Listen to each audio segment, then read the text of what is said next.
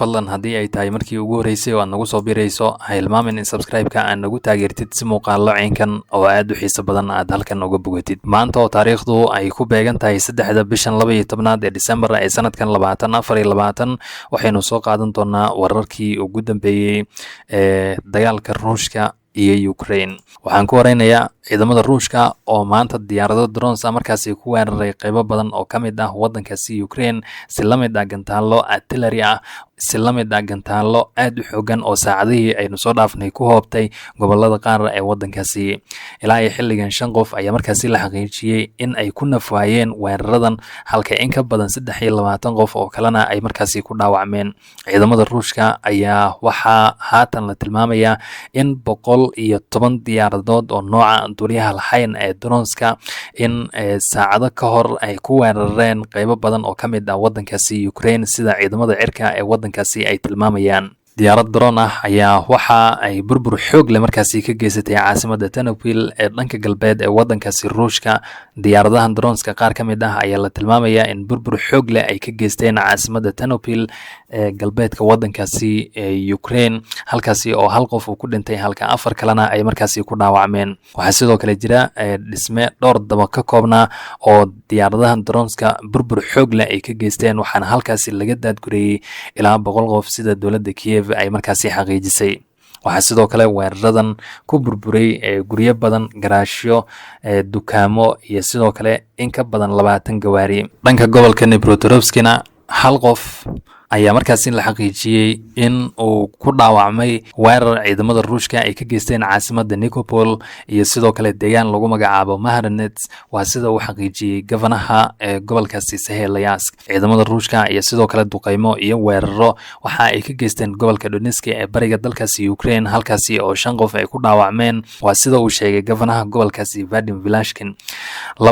laba qof ayaa waxa ay ku dhaawacmeen magaalada Pokrovsky, 2 kale oo ku dhaawacmay deegaan lagu magacaabo Shevchenko iyo sidoo kale hal qof oo ku dhaawacmay weerar ciidamada Ruushka ay ka geysteen deegaan lagu magacaabo Andrivka. dhanka gobolka Kherson ilaa 3 qof ayaa markaasi la xaqiijiyay inay ku dhinteen halka 13 kalena ay ku dhaawacmeen weeraro aad u xoogganaa oo ciidamada Ruushka ay saacadihii aynu soo dhaafnay ka geysteen qaybo badan oo kamid ah gobolkaasi. waa sida maanta uu sheegay gofanaha gobolka Kherson Alexander Prokudin. dhanka kale Cherkasy, Chernihiv, Kiev, Luhansk, Poltava, Zamotir, Mykolaiv, Sami iyo Zaporozhye ayaa ciidamada Ruushka markaasi la sheegay in duqeymo iyo weeraro xoog leh ay ka geysteen halkaasi oo sidoo kale dad ay ku dhinteen ayna ku dhaawacmeen sida wararka aynu ku helayno. dhanka kale ciidamada Ruushka ayaa maanta duqeymo iyo weeraro xoog leh waxa ay ka geysteen caasimadda uu ka soo jeedo madaxweynaha wadankaasi Ukraine Volodymyr Zelensky ee Kryvyi Rih iyo sidoo kale caasimadda Nikopol oo dhammaantoodba ka tirsan gobolka Dnipropetrovsky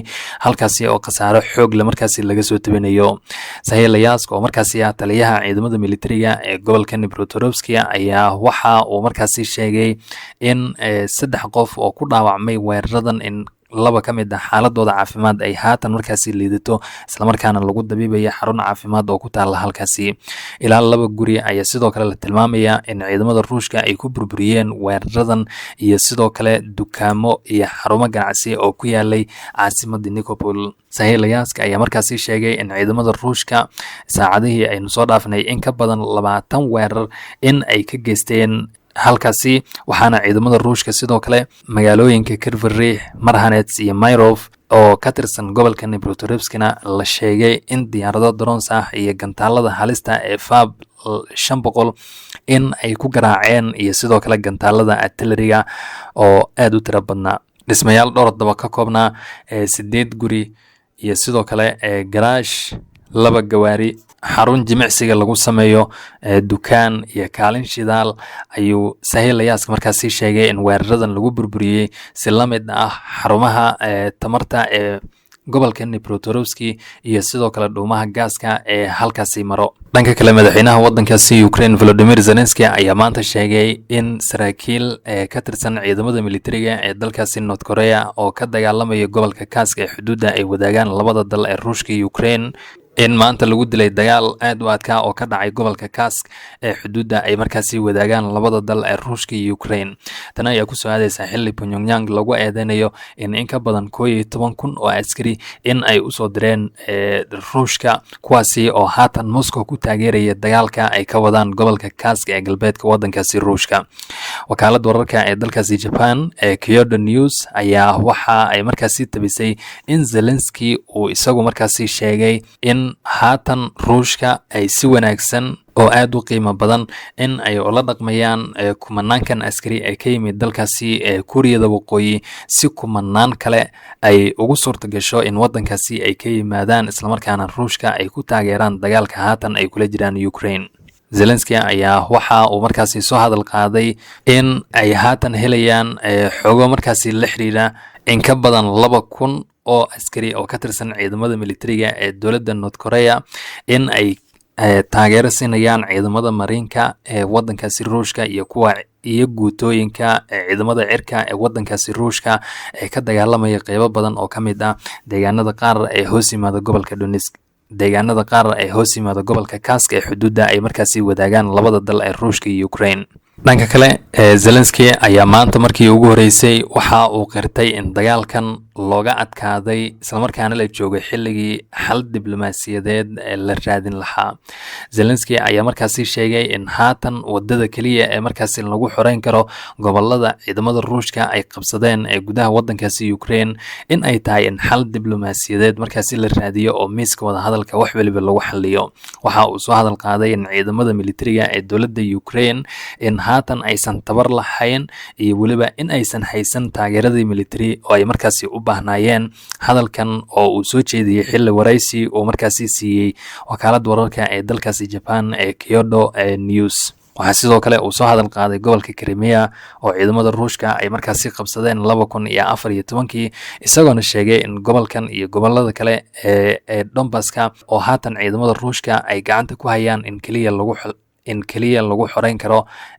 xal diblomaasiyadeed iyo waliba in miiska wada hadalka wax waliba lagu dhameeyo. Tani ay ku soo aadaysaa xilli dowladda Kiev haatan ay u muuqato in guuldarooyinka soo wajahayo ay u dulqaadan laadahay waliba xilligan oo Moscow kula waaweyn ay ka gaarayaan dagaalka ay ka wadaan bariga wadankaasi Ukraine iyo waliba xilligan oo laga baqdan qabo in taageerada wadamada reer galbeedka gaar ahaan dalkaasi Mareykanka waa taageerada military ee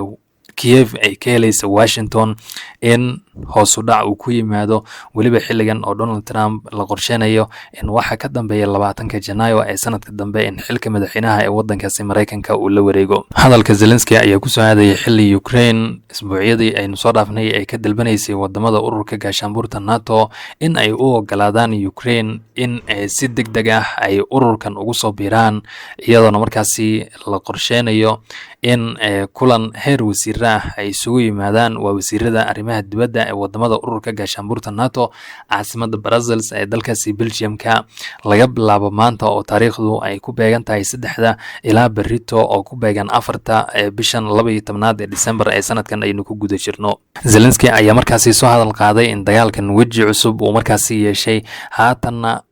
Ukraine aysan ku filnayn taageerada caalamiga ah oo ay ka helayaan xulufadooda. Waxaa sidoo kale uu ka dalbaday ururka gaashaanbuurta NATO in ay ka shaqeeyaan sidii wada hadal la isugu keeni lahaa Kiev iyo Moscow iyo sidii dagaalkan gabi ahaantiisaba xal waara looga gaari lahaa. waxaa haatan cabsi xoog leh markaasi laga qabaa doorashada madaxweynaha dalkaasi Mareykanka oo Trump uu ku guuleystay iyadoona Washington haatan la tilmaamayo in ay suurtagal tahay in ay dib ula laabato taageerada military oo ay siinayso xukuumadda Kiev. Tani ayaa sidoo kale ku soo aadaysa xilli Trump uu markaasi ballan qaaday in uu ka shaqeyn doono sidii labada dhinac waa Ruushka iyo Ukraine uu miiska wada hadalka markaasi isugu keeni lahaa iyo waliba xilligan oo uu doonayo in uu meesha ka saaro qorshaha Ukraine ay ku doonayso inay uga mid noqoto ururka gaashaanbuurta NATO iyo dhaqaalaha iyo hubka aad ku tirada badan ee Ukraine ay ka helayso Mareykanka iyo wadamada reer galbeedka. Dhanka kale hal qof ayaa maanta la xaqiijiyay in uu ku dhintay weerar aad u xooganaa oo ciidamada Ruushka ay markaasi ka geysteen deegaan lagu magacaabo Kremenchuk oo ka tirsan gobolka Poltava sida wararka haatan aynu ku helayno. Philip Prunin oo markaasi ah taliyaha ciidamada militariga ee gobolka Poltava ayaa markaasi sheegay in Ruushka ilaa 6 gantaal in ay ku weerareen deegaankan, waxaana halkaasi ku dhintay 1 qof halka 5 qof oo kalena ay markaasi ku dhaawacmeen sida gavanahaasi uu sheegay. Wararka qaarkood waxay tilmaamayaan in khasaaraha uu intaasi kasii badan yahay, balse xukuumadda Kiev ay markaasi qaranayso burburka iyo khasaaraha rasmiga ah ee ka dhashay weerarkaasi.